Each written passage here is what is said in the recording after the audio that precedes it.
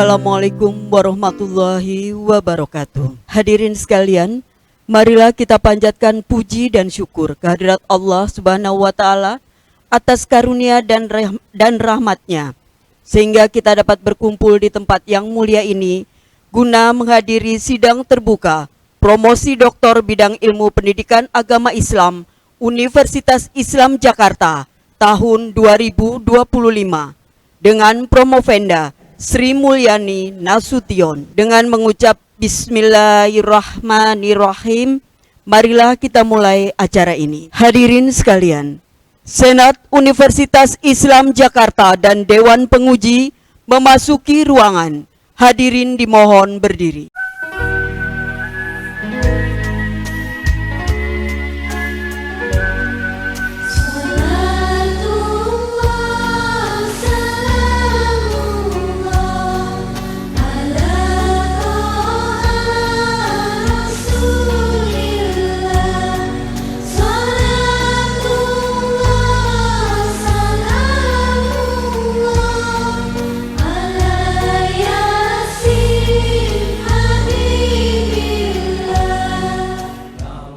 Hadirin dipersilakan duduk kembali. Dengan mengucapkan Bismillahirrahmanirrahim, ujian promosi doktor atas nama Promovenda Sri Mulyani Nasution dengan ini kami nyatakan dibuka.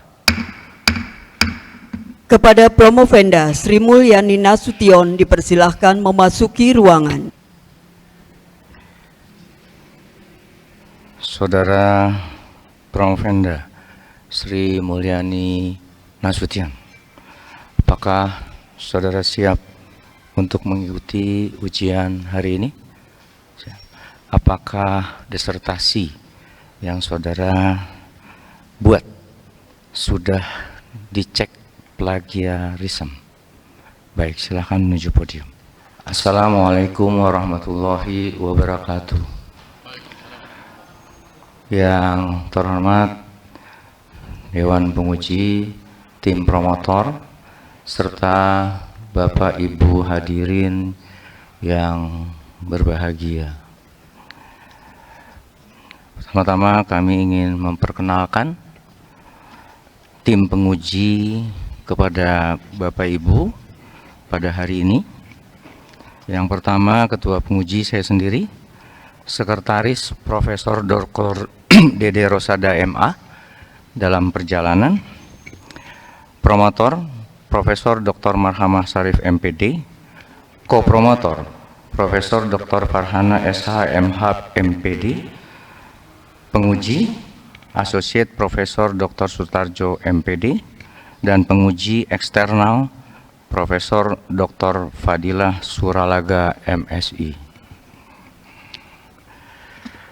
Untuk itu kami persilahkan tim promotor atau yang mewakili untuk memperkenalkan Promovenda, mempromosikan sekaligus menyampaikan pertanggungjawaban akademik. Untuk itu kami persilahkan kepada yang terhormat Profesor Dr. Marhamah Sarif MPD. Assalamualaikum warahmatullahi wabarakatuh. Yang saya hormati Bapak Rektor Profesor Dr. Insinyur Raihan MSI selaku Ketua Dewan Promosi pada hari ini. Yang saya hormati Sekretaris Profesor Dr. Dede Rosada MA yang lagi di jalan, dan kepada anggota Asosiat Profesor Dr. Sutarjo Atmo Wijoyo MPD, penguji eksternal Profesor Dr. Fadilah Suralaga MSI, dan ko-promotor Profesor Dr. Farhana MPDI MH yang saya hormati, serta para Bapak Ibu sekalian yang hadir pada hari ini yang saya muliakan. Dengan judul penelitiannya yang dilakukan adalah judulnya Perancangan Model Assessment Center untuk Pengukuran Kompetensi Guru Pendidikan Agama Islam. Beliau sudah melakukan seluruh proses akademik untuk mencapai program doktor ini mulai dari ujian proposal, WIP 1, WIP 2, tertutup, dan hari ini untuk ujian terbuka. Novelty dari penelitian beliau ini adalah perancangan model assessment center untuk pengukuran kompetensi guru PAI, yang ditemukan bahwa satu, model kompetensi guru PAI memiliki 7 kompetensi, yaitu kecerdasan umum, pengajaran dan keterampilan komunikasi, membangun hubungan sosial, kemampuan mendesain materi pembelajaran, etika dan moralitas, motivasi untuk unggul berkelanjutan, pemahaman terhadap keanekaragaman budaya atau perekat bangsa. Jadi sudah menemukan 7 model ya Bu ya.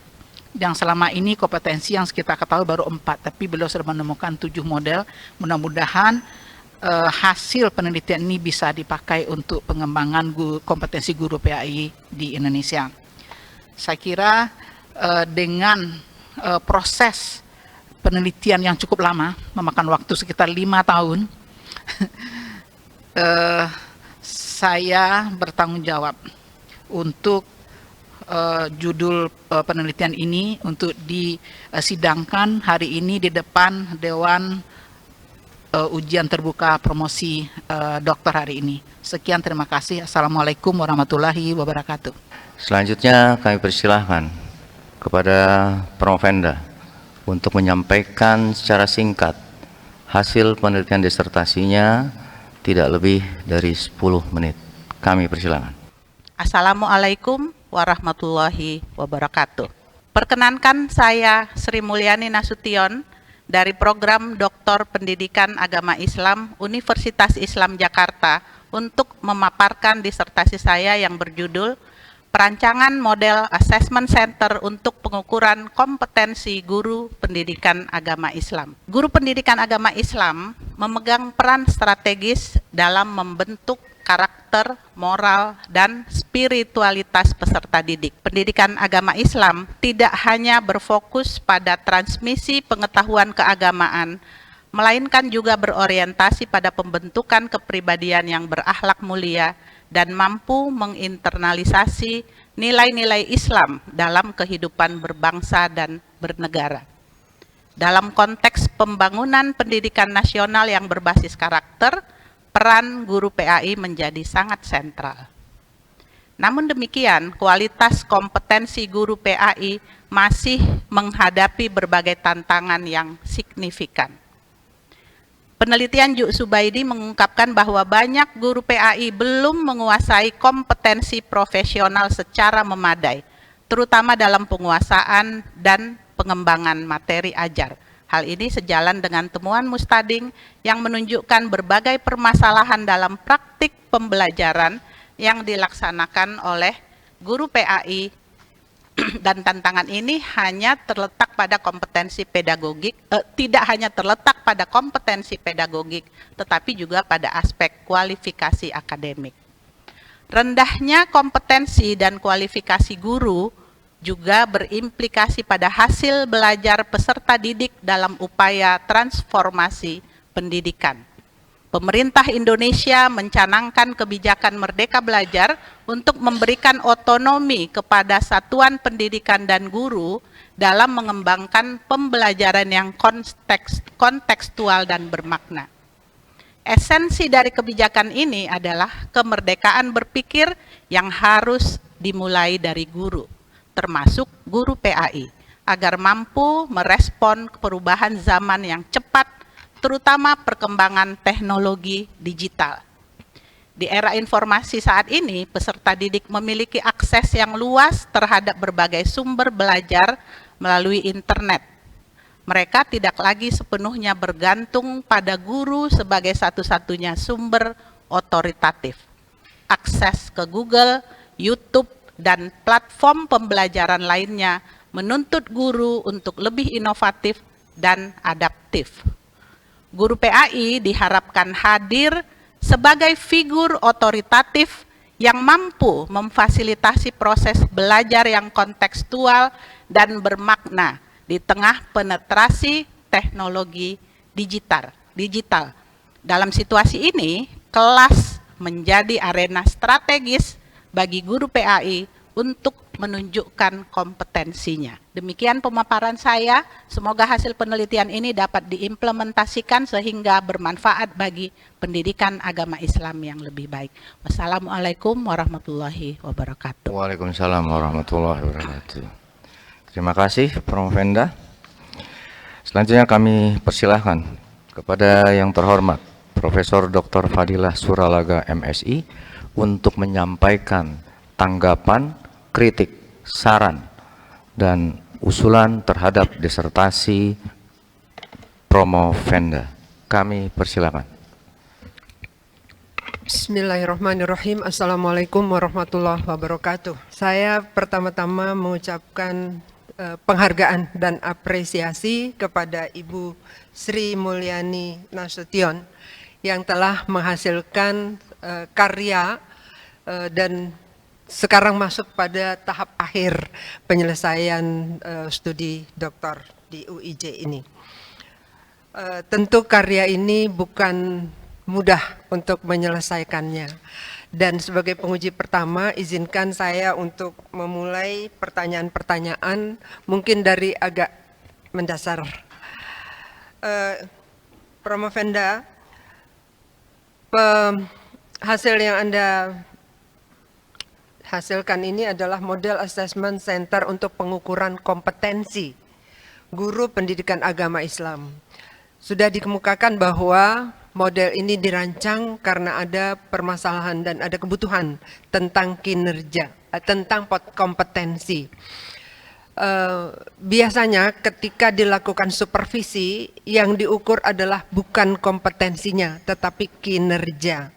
Nah, apakah ada keterkaitan ketika kita mau melakukan uji kompetensi dengan uji kinerja yang ditunjukkan setelah para guru PAI ini melaksanakan tugasnya? Itu pertanyaan pertama. Silakan. Terima kasih, Prof. Fadilah. Ya, untuk pengukuran kompetensi, sebenarnya kompetensi itu kan berbeda dengan potensi, Prof. Kompetensi baru bisa kita lihat apabila sudah melakukan tugasnya, sudah memiliki kemampuan dalam melakukan tugasnya. Jadi sebenarnya dalam kompetensi itu sudah ada unsur kinerja. Ketika seorang asesor melakukan wawancara terhadap seorang kandidat yang sedang diakses, biasanya yang ditanyakan adalah kinerjanya, apa yang sudah dia lakukan. Jadi bukan apa yang akan dia lakukan. Nah, dalam pertanyaan-pertanyaan tentang apa yang sudah dilakukan, sudah akan tergambarkan kinerja yang dihasilkan selama asesi tadi bekerja. Termasuk tentang karya-karyanya, hal-hal terbaik yang pernah dia lakukan, hal-hal paling membanggakan yang pernah dia lakukan dalam tugasnya. Demikian juga kegagalan-kegagalannya dan bagaimana dia menghadapi atau merespon terhadap kegagalan tersebut. Jadi unsur kinerjanya sudah termasuk di situ. Terima kasih. Baik. Kalau supervisi yang melakukan penilaian adalah supervisor. Sedangkan untuk uji kompetensi yang dirancang ini yang melaksanakan penilaiannya adalah asesor. Kira-kira kalau ada perbedaan pada situasi yang dinilai, kalau supervisi dilaksanakan pada real, sedangkan pada assessment dilakukan simulasinya, gitu. Nah, kira-kira menurut Prof. Venda, apakah assessment center ini memang digunakan untuk keperluan seleksi, pemetaan, atau diagnostik? Dan kira-kira pelaksanaannya seperti apa? Karena tentu saja assessment center ini perlu dilakukan oleh orang-orang yang memang sudah terlatih untuk menjadi asesor. Silakan. Ya, baik, terima kasih, Prof.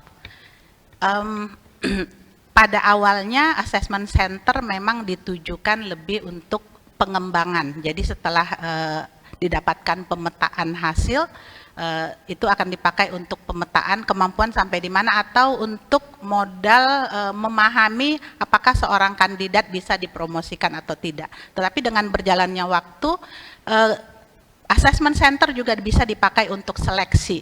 Tetapi biasanya seleksinya digunakan untuk mereka-mereka yang sudah punya pengalaman bekerja sebelumnya.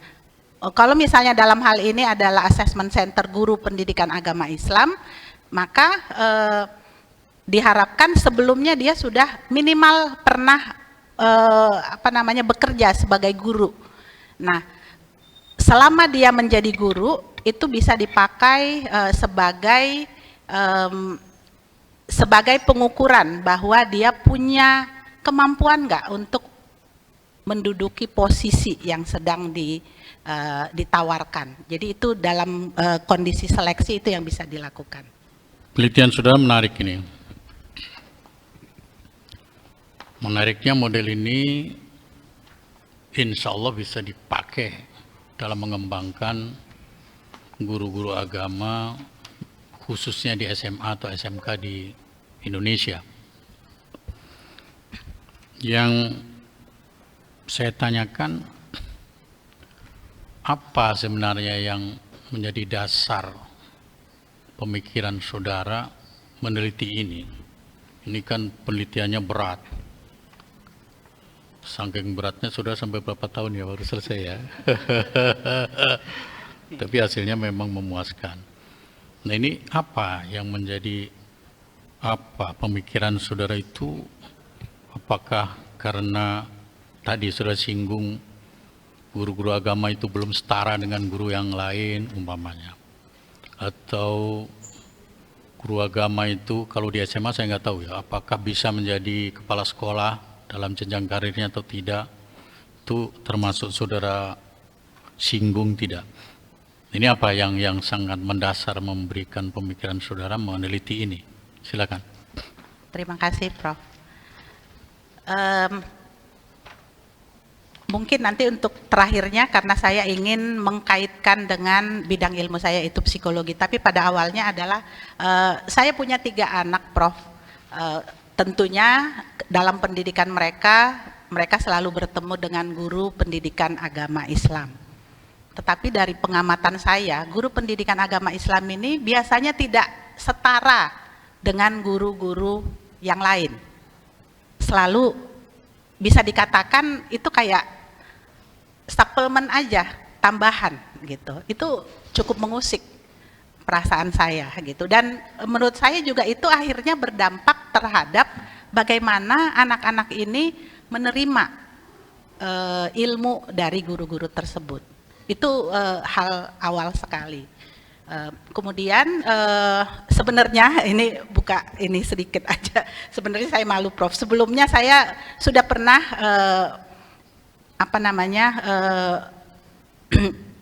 kuliah di S3 UIN Sumatera Utara mengambil pendidikan Islam. Salah satu alasannya ya memang ketertarikan saya kepada bidang pendidikan Islam. Tetapi karena pindah ke Jakarta tidak saya lanjutkan. Kemudian ketika anak bungsu saya sudah masuk kuliah, saya pikir ini saatnya saya lanjut lagi yang kemarin tertinggal.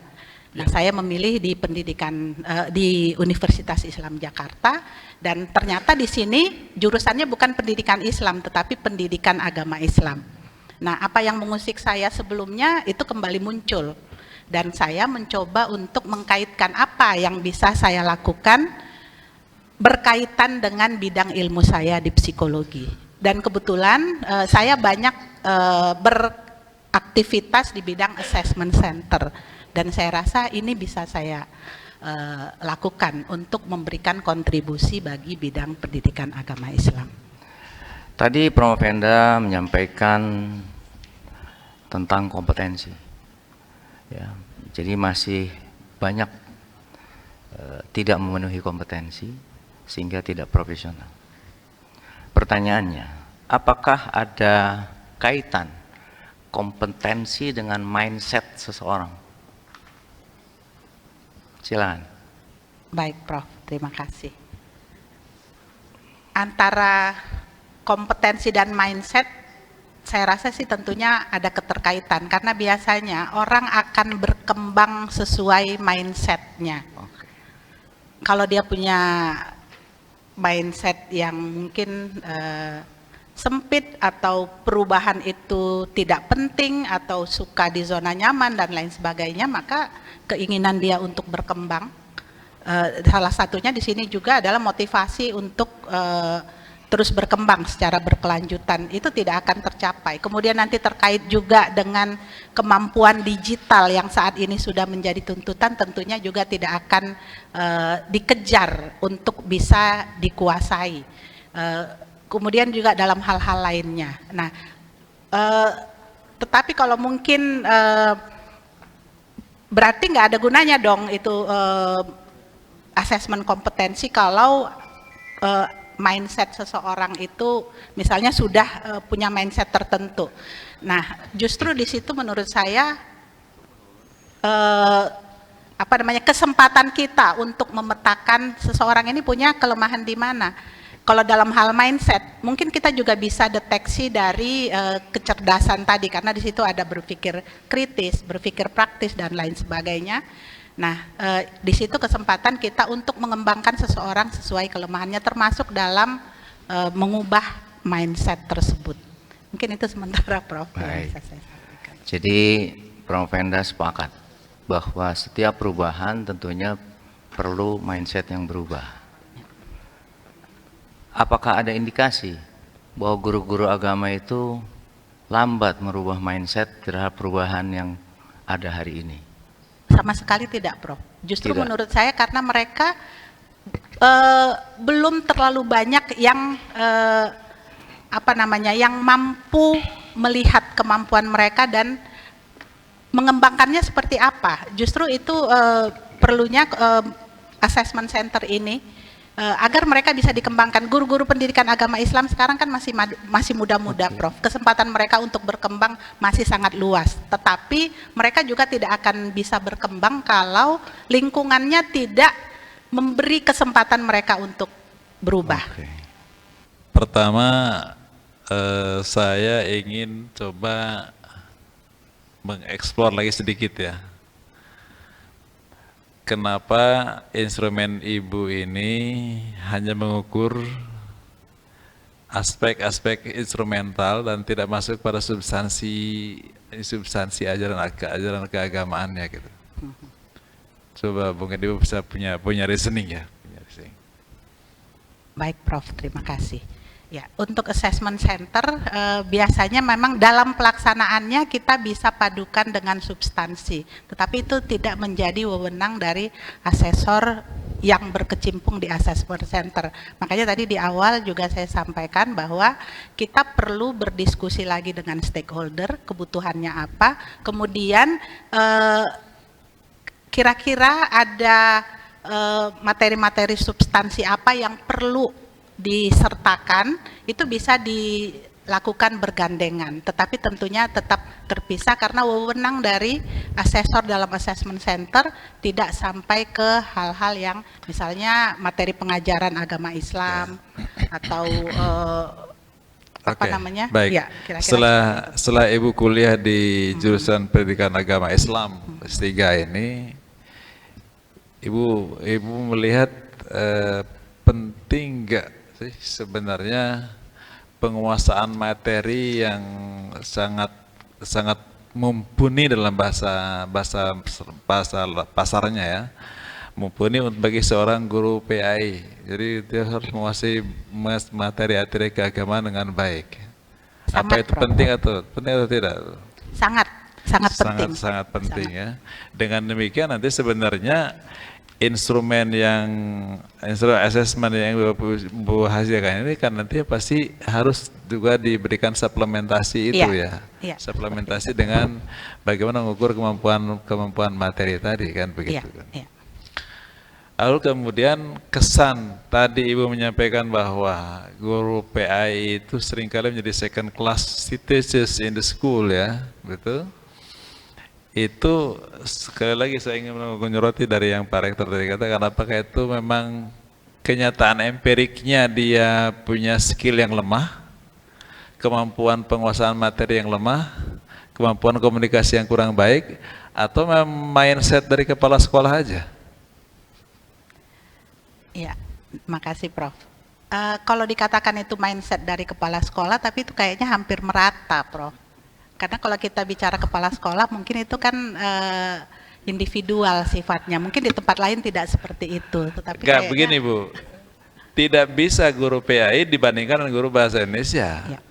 Karena dia kemampuan kontennya konten bahasa Indonesia, satu konten PAI. Tidak bisa, tidak apple to apple. Juga kemudian teaching skillnya juga harus berbeda. Bahasa Indonesia pada kemampuan berbahasa berujar, sementara PAI itu kan dia artinya bahwa sebenarnya meratanya itu ya merata mindsetnya. Bukan soal empirik hasil pengukuran kan begitu. Karena tidak bisa kita bandingkan antara guru PAI dan guru matematika. Karena masing-masing punya skill yang berbeda dan juga tegian-tegian yang berbeda gitu kan. Cuman untuk bisa mengangkat dan menjelaskan kepada publik bahwa this is the very skillful teachers in the school itu kan, Ibu harus melalui asesmen ini kan.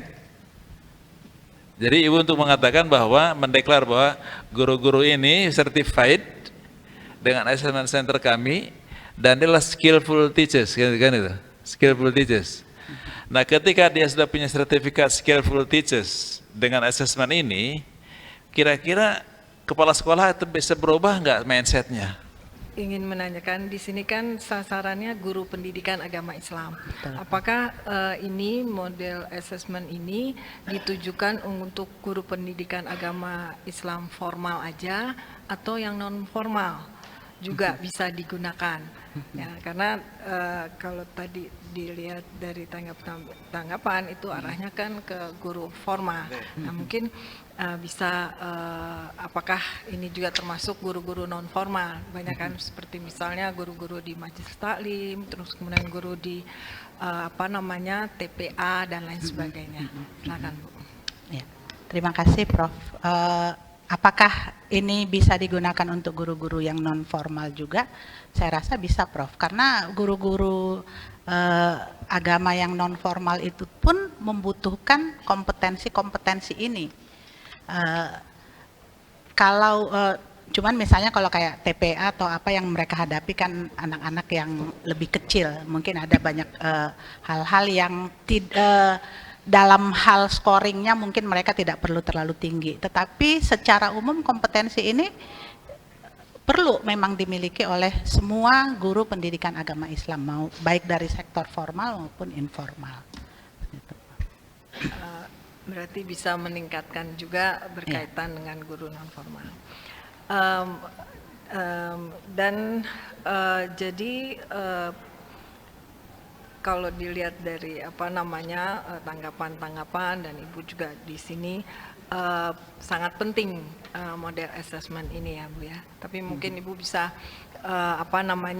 menegaskan atau memfokuskan seberapa pentingnya si assessment center ini untuk guru PAI, baik itu secara keilmuan maupun secara empiris, untuk lebih menegaskan.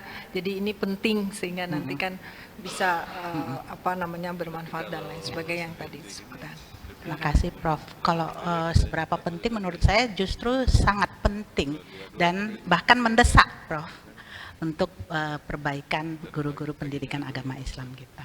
Saya tidak akan memberikan pertanyaan karena kita sudah lama ya Bu ya berdiskusi tentang hal ini. Cuman saran saja kali ya. Memang seperti yang disarankan oleh Prof Dede, oke, ke Dirjen ya, Ibu bisa, kita bisa kembangkan ke sana, Ibu bisa kembangkan ke sana. Dan juga ada nggak niat ke depannya gitu loh Bu untuk mendirikan assessment center sendiri maksudnya, karena memang melihat dari hasil disertasi ini sangat memungkinkan untuk arah ke sana gitu lah. Kira-kira ada nggak pemikiran untuk membuat satu lembaga assessment center gitu loh Bu? Oke. Tentunya keinginan seperti itu pasti ada, Prof. Tapi itu butuh proses dan ya akan ke sana arahnya, Prof. Ya, mudah-mudahan tercapai ya Bu. Ya. Dan tadi saya juga sudah dengar, saya senang sekali kalau ini juga disebarluaskan bukan hanya di sini ya Bu. Artinya di apa namanya, di dunia internasional juga. Silahkan ikut konferensi-konferensi internasional untuk menyebarkan hasil penelitian yang baik ini gitu loh. Supaya orang juga tahu, karena memang assessment center yang seperti ini juga kayaknya belum ada Bu untuk khusus orang PAI ya, untuk area regional lah misalnya Asia Tenggara gitu. Nah, mereka kayaknya akan membutuhkan sekali. Jadi saya sangat setuju sekali kalau memang nanti Ibu bisa mengikuti event-event internasional untuk menginformasikan kepada dunia bahwa ini memang bagus sekali hasil dari penelitian ini. Saya kira itu saja Bu. Selamat sekali lagi. Ya. Dan ya mudah-mudahan bisa tercapai semua yang dicita-citakan. Terima kasih banyak Prof. Assalamualaikum warahmatullahi wabarakatuh. Bapak Ibu Dewan Penguji yang kami hormati, serta Bapak Ibu hadirin yang berbahagia, untuk memberikan waktu kepada tim penguji dalam menentukan hasil ujian, maka sidang promosi saya nyatakan ditunda.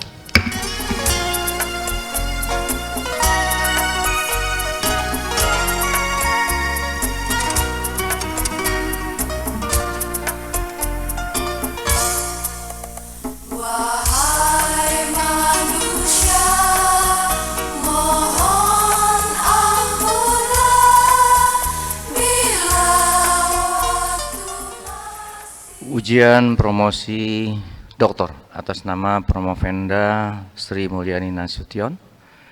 Dengan ini kami nyatakan dibuka kembali.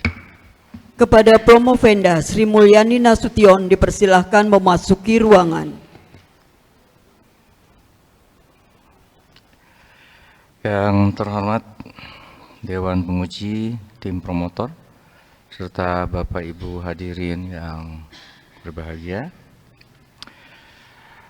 perkenankan saya atas nama pimpinan universitas untuk menyampaikan, dan sebagai ketua sidang, untuk menyampaikan hasil evaluasi pada hari ini.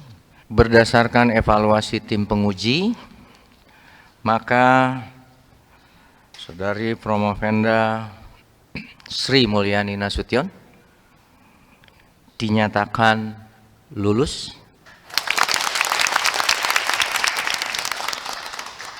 dengan predikat amat baik atau sangat-sangat memuaskan dan menjadi lulusan Doktor Pendidikan Agama Islam Universitas Islam Jakarta yang ke-72. Perkenankan saya atas nama pimpinan universitas dan program studi untuk menyampaikan tanda kelulusan.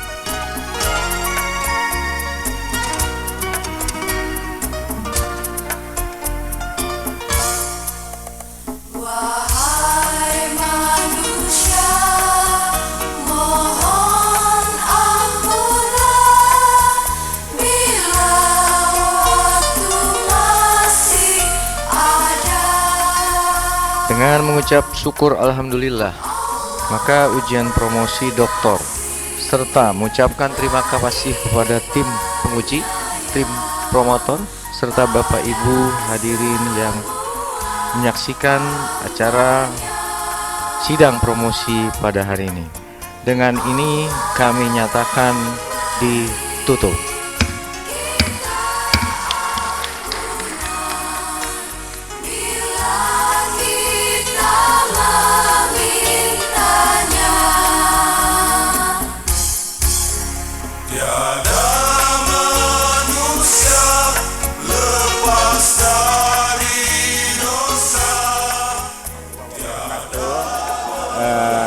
Saya ingin mengucapkan selamat buat Ibu Riri. Biasanya saya manggilnya Mbak Riri ya, Ibu Sri Mulyani Nasution. Karena kesabaran, ketekunan, kerja kerasnya, beliau ini kebetulan Mbak Riri ini adalah rekan dosen di Fakultas Psikologi Wijayabaya. Beliau mempunyai orientasi yang kuat sekali di dunia akademis. Sehingga beliau ini juga menjadi teladan kita ya, buat dosen-dosen di Fakultas Psikologi Wijayabaya, karena ketekunan terutama dalam menulis karya serta penelitian yang bersifat ilmiah. Dalam kesempatan yang baik ini, sekali lagi saya mengucapkan selamat. Mudah-mudahan apa yang sudah ditempuh dalam proses penulisan disertasi sampai S3 ini memberikan manfaat dan bisa kita manfaatkan, digunakan dalam dunia nyata, khususnya berkaitan dengan pembinaan, pengembangan kompetensi guru-guru pendidikan agama Islam di Indonesia. Terima kasih. Wassalamualaikum warahmatullahi wabarakatuh. Kepada Dr. Riri Sri Mulyani Nasution, kami ucapkan proud bangga kepada beliau karena telah berhasil meraih gelar doktornya di Universitas Islam Jakarta. Mudah-mudahan dengan ilmu yang diperoleh ini bisa diterapkan kepada masyarakat dan bangsa Indonesia, terutama di dalam bidang kependidikan. Selamat untuk Dr. Riri dari kawan-kawan seangkatan di Fakultas Psikologi UGM. Sukses selalu Riri. Bermanfaat ilmunya. Amin. Amin. Kami teman-teman seangkatan tahun 2019 mengucapkan selamat atas promosi doktor yang baru saja selesai kepada rekan dan sahabat kami, Dr. Sri Mulyani Nasution. Semoga ilmu dan segala bentuk pengabdian terhadap dunia keilmuan bermanfaat. Terima kasih pada Universitas Islam Jakarta yang telah menghantarkan kami untuk meraih gelar Doktor Pendidikan Agama Islam. Assalamualaikum warahmatullahi wabarakatuh. Kami dari Sekretariat Program Pascasarjana Pendidikan Agama Islam mengucapkan selamat dan sukses kepada Ibu Dr. Sri Mulyani Nasution, merupakan dokter yang ke-72 di Universitas Islam Jakarta. Kami ucapkan selamat, sukses selalu.